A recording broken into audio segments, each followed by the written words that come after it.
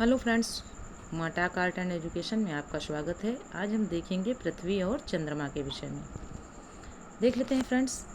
रात के समय आकाश में दिखाई देने वाले आकाशीय पिंडों में चंद्रमा प्रमुख है। यह सबसे बड़ा और चमकीला दिखाई देता है। हम देखते हैं कि चंद्रमा का आकार बदलता रहता है। पूरा चंद्रमा होने पर इस पर दिखने वाली धब्बे जैसी आकृति हमेशा एक सी बनी रहती है। ऐसा क्यों होता है, आइए जानते हैं।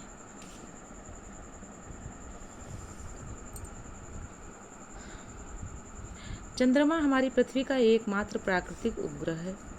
जिस प्रकार पृथ्वी अपनी धुरी पर घूमते हुए सूर्य की परिक्रमा करती है, उसी प्रकार चंद्रमा भी अपनी धुरी पर घूमते हुए पृथ्वी की परिक्रमा करता है।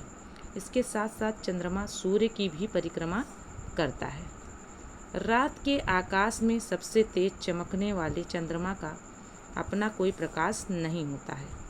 यह सूर्य के प्रकाश से प्रकाशित होता है। यह सूर्य के प्रकाश को परावर्तित करता है, जो हमारी पृथ्वी पर लगभग 1.25 सेकंड में पहुंचता है।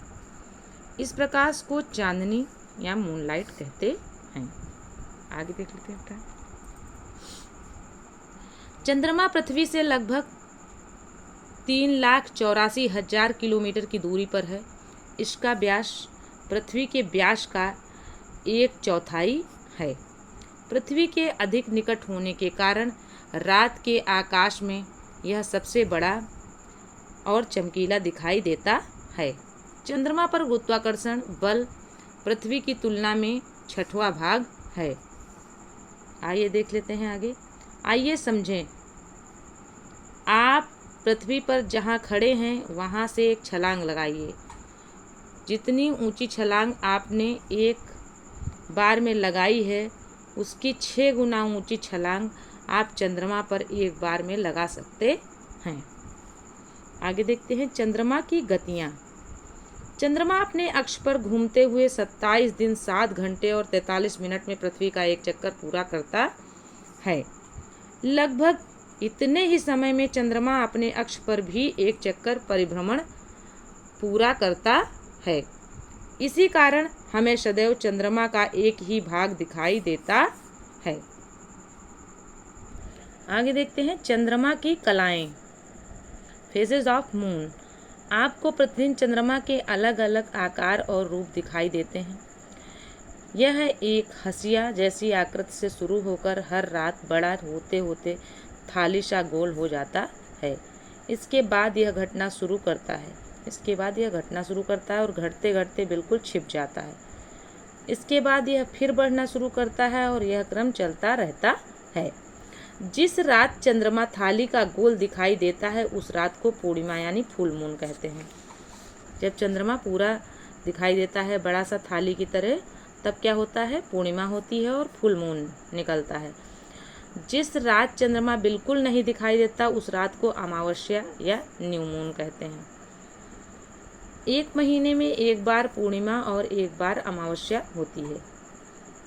एक महीने में एक बार पूर्णिमा होती है और एक बार अमावस्या होती है।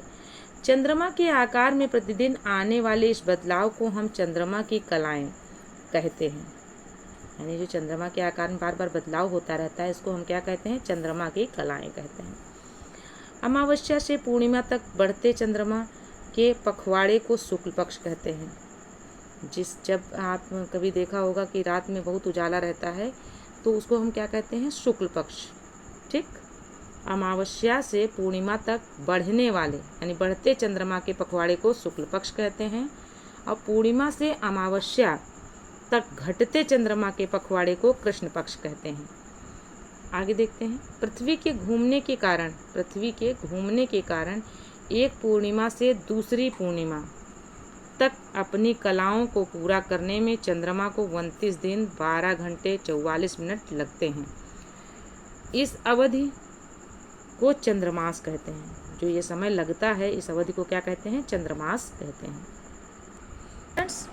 विशाल अंतरिक्ष एवं विभिन्न खगोलीय पिंड, चंद्रमा, सूर्य आदि हमेशा से हमारे मन में जिज्ञासा उत्पन्न करते रहे हैं। आधुनिक विज्ञान और तकनीकी के विकास ने मानव को अंतरिक्ष में झांकने और वहाँ की यात्रा करने में समर्थ बनाया। शक्तिशाली दूरदर्शी टेलीस्कोप और अंतरिक्ष यान रॉकेट के आविष्कार ने मनुष्य को इस योग्य बनाया कि वह बाह्य अंतरिक्ष के बारे में जानकारी प्राप्त कर सके। पूर्व सोवियत संघ वर्तमान रूस के यूरी गागरिन प्रथम व्यक्ति थे जिन्होंने अंतरिक्ष में यात्रा की थी। कब की थी? 12 अप्रैल 1961 को वोस्तोक 1 नामक अंतरिक्ष यान से इन्होंने पृथ्वी की परिक्रमा की।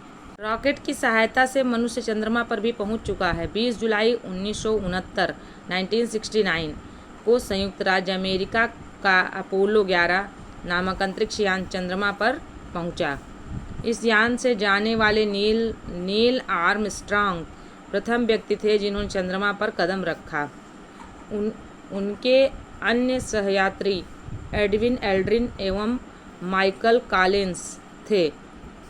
अब तक की गई खोजों के अनुसार चंद्रमा पर वायुमंडल न होने के कारण वहां जीवन संभव नहीं है। भारतीय वायुसेना के पूर्व पायलट राकेश शर्मा अंतरिक्ष में यात्रा करने वाले प्रथम भारतीय थे। अंतरिक्ष में यात्रा करने वाले प्रथम भारतीय कौन थे? राकेश शर्मा। इन्होंने 2 अप्रैल 1984 को सोवियत संघ के अंतरिक्ष यान सोयूज T-11 से अंतरिक्ष की यात्रा की। सूर्य ग्रहण एवं चंद्र ग्रहण। कभी न कभी आपने अपने परिवार में सुना होगा कि ग्रहण पड़ रहा है, कभी चंद्र ग्रहण तो कभी सूर्य ग्रहण। ग्रहण क्या है, यह कैसे होता है, आइए जानते हैं। प्राचीन काल में मान्यता थी कि सूर्य ग्रहण और चंद्र ग्रहण के लिए राहु एवं केतु नामक 2 राक्षस उत्तरदायी हैं। सूर्य ग्रहण के समय राहु सूर्य को तथा चंद्र ग्रहण के समय केतु चंद्रमा को निगल लेता है, परंतु यह बात सही नहीं है। भारत के महान खगोल शास्त्री आर्यभट्ट ने लगभग 1600 वर्ष पहले इस मान्यता का खंडन किया। उन्होंने ग्रहण की वैज्ञानिक व्याख्या करते हुए बताया कि सूर्य ग्रहण पृथ्वी पर चंद्रमा की छाया पड़ने के कारण होता है, जबकि चंद्र ग्रहण चंद्रमा पर पृथ्वी की छाया पड़ने के कारण होता है। छाया बनना। हमने अपनी दूसरे की और अन्य वस्तुओं की परछाइयाँ छाया बनते हुए देखा है। क्या आपने कभी सोचा है कि छाया कैसे बनती है? आइए जानते हैं। जब हम सूर्य के प्रकाश में खड़े होते हैं तो विपरीत दिशा में पृथ्वी पर धुंधली काली सी हमारी छाया बनती है। छाया हमारी आकृति के जैसी बनती है, हमारी गति के अनुसार उसका स्थान बदलता रहता है। सुबह, दोपहर और शाम को सूर्य की स्थिति के अनुसार छाया छोटी बड़ी होती है। आगे है, छाया सदैव अपारदर्शी वस्तु की बनती है। इसी प्रकार बल्ब की रोशनी में भी अपनी या किसी अन्य अपारदर्शी वस्तु की छाया का बनना देखिए। आगे देखते हैं। जब सूर्य, पृथ्वी और चंद्रमा एक सीधी रेखा में हो, जब सूर्य, पृथ्वी और चंद्रमा एक सीधी रेखा में हो स्थित हों, तब यह स्थिति सिजगी कहलाती है। यह 2 प्रकार की होती है, युति एवं वियुति। ये कितने प्रकार की होती है? सिजगी कितने प्रकार की होती है? 2 प्रकार की, युति एवं वियुति। जब सूर्य और पृथ्वी के बीच चंद्रमा आ जाता है, जब सूर्य और, मान लीजिए सूर्य है और पृथ्वी, ये पृथ्वी है,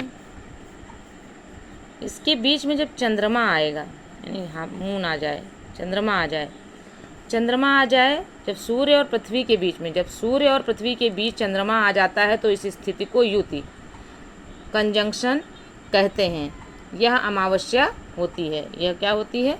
अमावस्या होती है। इस स्थिति में चंद्रमा की छाया पृथ्वी पर पड़ती है, जिससे सूर्य ग्रहण होता है।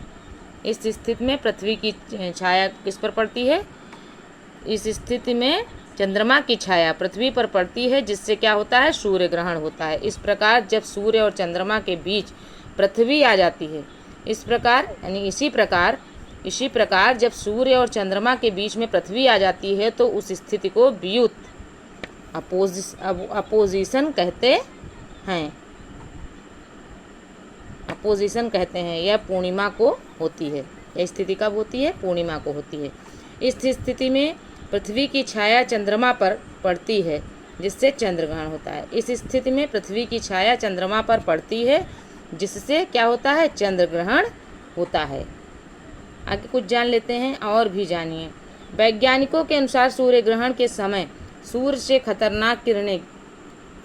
खतरनाक किरणें निकलती हैं। ये किरणें हमारी आँखों के लिए हानिकारक होती हैं और हमें अंधा भी बना सकती हैं। इसलिए सूर्य ग्रहण को नंगी आँखों से नहीं देखना चाहिए, बल्कि इसे वैज्ञानिकों द्वारा निर्धारित विशेष चश्मे से ही देखना चाहिए। मानव द्वारा भी उपग्रह बनाए गए हैं जो पृथ्वी की परिक्रमा करते हैं। इन्हें मानव निर्मित उपग्रह कहा जाता है। जैसे भारत में आर्यभट्ट एजुसैट और ओशनसैट नामक उपग्रह बनाए हैं। हमने देखा कि अमावस्या को सूर्य ग्रहण और पूर्णिमा को चंद्र ग्रहण होता है। क्या आपने कभी सोचा कि प्रत्येक अमावस्या को सूर्य ग्रहण एवं प्रत्येक पूर्णिमा को चंद्र ग्रहण क्यों होता है?